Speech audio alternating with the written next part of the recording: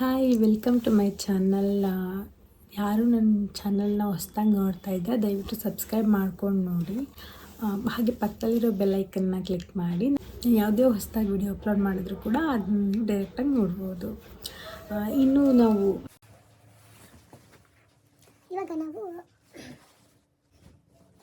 ಆರಿ work ಬ್ಲೌಸ್ಗೆ ಯಾವ ಥರ marking ಮಾಡೋದು ಅಂತ ನೋಡೋಣ. ಅಂದರೆ ಟೈಲರಿಂಗ್ ಮಾಡೋರಿಗೆ ಅಥವಾ ಎಂಬ್ರಾಯ್ಡರಿ ಮಾಡೋರಿಗೆ ನಾರ್ಮಲಾಗಿ ಗೊತ್ತಿರುತ್ತೆ ಯಾವ ಥರ ಬ್ಲೌಸ್ ಮಾರ್ಕಿಂಗ್ ಮಾಡೋದು ಅಂತ ಹೇಳಿ. ಬಟ್ ಆರಿ ವರ್ಕ್ ಮಾಡಬೇಕಾದ್ರೆ ಅದಕ್ಕೆ ಆದಂಥ ವಿಧಾನಗಳಿದೆ. ಅದನ್ನು ಯೂಸ್ ಮಾಡಿನೇ ಮಾರ್ಕಿಂಗ್ ಮಾಡ್ತಿದ್ದರೆ ನಮಗೆ ಪರ್ಫೆಕ್ಟಾಗಿ ಬ್ಲೌಸ್ ಸ್ಟಿಚ್ ಮಾಡೋದಕ್ಕೂ ಅವ್ರಿಗೂ ಪ್ರಾಬ್ಲಮ್ ಆಗಲ್ಲ. ಅಥವಾ ನಾವೇನಾದ್ರೂ ಮಿಸ್ ಆಗಿ ನಾವು ಬೇರೆ ಥರ ಏನಾದರೂ ಟೈಲರಿಂಗ್ ಮಾಡೋ ಥರ ಆರಿ ವರ್ಕ್ಗೆ ಮಾರ್ಕಿಂಗ್ ಮಾಡೋಕ್ಕಲ್ಲ. ಸೊ ನೋಡೋಣ ಯಾವ ಥರ ಮಾರ್ಕಿಂಗ್ ಮಾಡೋದು ಅಂತ ಹೇಳಿ. ಫಸ್ಟ್ ಮೇಯ್ನಾಗಿ ಬ್ಲೌಸ್ ಪೀಸು ಹಾಗೆ ಅಳತೆ ಬ್ಲೌಸ್ ತುಂಬ ಇಂಪಾರ್ಟೆಂಟ್ ಆಗುತ್ತೆ. ಸೊ ಹಾಗಾಗಿ ನಮಗೆ ಪರ್ಫೆಕ್ಟಾಗಿ ಯಾವುದು ಅಳತೆ ಬ್ಲೌಸ್ ಗುರುತ್ತಲ್ಲ, ಸೊ ಅದನ್ನು ತಗೊಂಡು ತುಂಬ ಒಳ್ಳೆಯದು. ಇಲ್ಲ ಅಂತಂದರೆ ಮತ್ತು ಅದು ಲೂಸ್ ಫಿಟ್ಟಿಂಗ್ ಆಗುತ್ತೆ, ಅಥವಾ ಕಣ್ ಹತ್ರ ಆಗಿರ್ಬೋದು, ಅಥವಾ ಶೋಲ್ಡರ್ ಡ್ರಾಪಿಂಗ್ ಆಗಿರ್ಬೋದು, ನಾರ್ಮಲಾಗಿ ತುಂಬ ಆಗ್ತಾ ಇರುತ್ತೆ. ಸೊ ಹಾಗಾಗಿ ತುಂಬ ಎಲಿಗೆಂಟಾಗಿ ಲುಕ್ ಕೊಡಬೇಕು ಅಂತಂದರೆ ಫಸ್ಟು ಅಳತೆ ಬ್ಲೌಸ್ನ ಕರೆಕ್ಟಾಗಿ ತೊಗೊಳ್ಳಿ.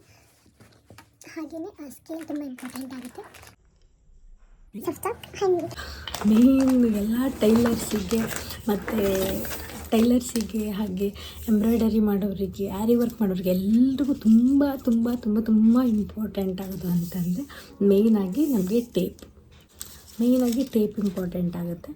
ಸೊ ಇದಿಷ್ಟೇ ಇತ್ತು ಅಂತಂದರೆ ಆರಾಮಾಗಿ ಮಾರ್ಕಿಂಗ್ ಮಾಡ್ಬೋದು. ಸೊ ಕರ್ವಿಂಗ್ ಸ್ಕೇಲ್ ಒಂದಿದೆ, ಸೊ ಅದನ್ನು ಯೂಸ್ ಮಾಡಿದ್ರೆ ಬೆಟರ್. ಬಟ್ಟೆನ ಸರಿ ಮಾಡಿಕೊಂಡು ಇಟ್ಕೊಂಡಿರಿ. ಮೊದಲಿಗೆ ಬಟ್ಟೆ ಏನಾದ್ರೂ ಅಂದರೆ ಮುದುಡ್ಕೊಂಡಿತ್ತು ಅಂತಂದರೆ ಫಸ್ಟು ಅದನ್ನು ಐರನ್ ಮಾಡ್ಕೊಳ್ಳಿ.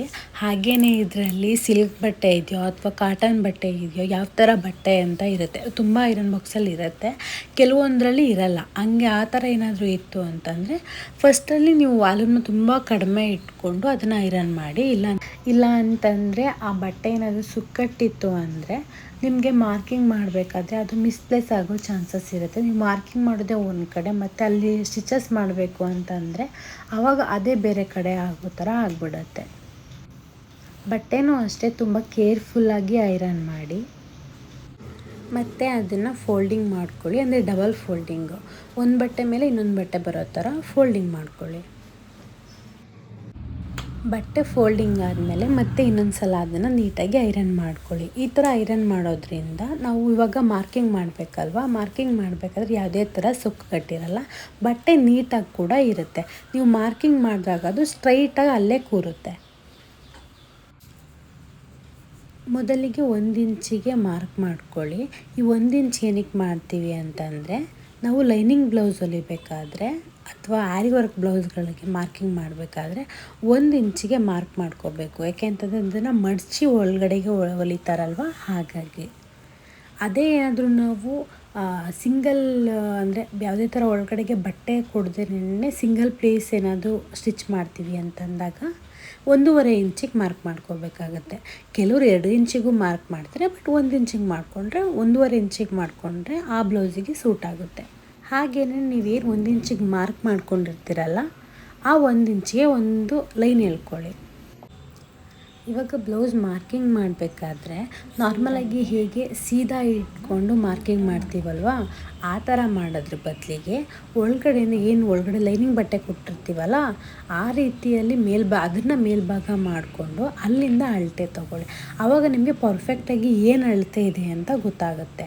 ಇಲ್ಲ ಅಂತಂದರೆ ಅವರು 1 ಇಂಚನ್ನ ಎಕ್ಸ್ಟ್ರಾ ಏನು ಮಾರ್ಕ್ ಮಾಡಿರ್ತೀವಲ್ಲ ಅದನ್ನು ಮೇಲ್ಗಡೆ ಅರ್ಧ ಮತ್ತು ಕೆಳಗಡೆ ಅರ್ಧ ಮಾಡಿಕೊಂಡು ಅದನ್ನು ಮಾರ್ಕಿಂಗ್ ಮಾಡಿರ್ತಾರೆ. ಬಟ್ ಅದು ನಮಗೆ ಕರೆಕ್ಟಾಗಿ ಗೊತ್ತಾಗಲ್ಲ. ಇವಾಗ ಇದರಲ್ಲಿ ನೋಡೋದಾಯಿತು ಅಂತಂದರೆ 14.5 ಇಂಚು ಅಥವಾ 14 ಇಂಚು ಬರುತ್ತೆ. ನಾವು ಅದನ್ನು 15 ಇಂಚಿಗೆ ಮಾರ್ಕ್ ಮಾಡ್ಕೊಳ್ತು ಅಂತಂದರೆ ಪರ್ಫೆಕ್ಟ್ ಅಳತೆ ಕೂರುತ್ತೆ. ಇವಾಗ ಆಲ್ರೆಡಿ 5 ನಿಮಿಷ ಆಯ್ತಾ ಬಂತು. ಸೊ ಹಾಗಾಗಿ ನೆಕ್ಸ್ಟ್ ವಿಡಿಯೋನ ನಾನು ಪಾರ್ಟ್ 2 ಕಂಟಿನ್ಯೂ ಮಾಡ್ತೀನಿ. ಟೋಟಲಾಗಿ ಮಾರ್ಕಿಂಗ್ ಮಾಡಿದಾಗ ನಮಗೆ ಬ್ಯಾಕ್ ಸೈಡು ಫುಲ್ಲು ಈ ಥರ ಕಾಣಿಸುತ್ತೆ. Thank you for watching.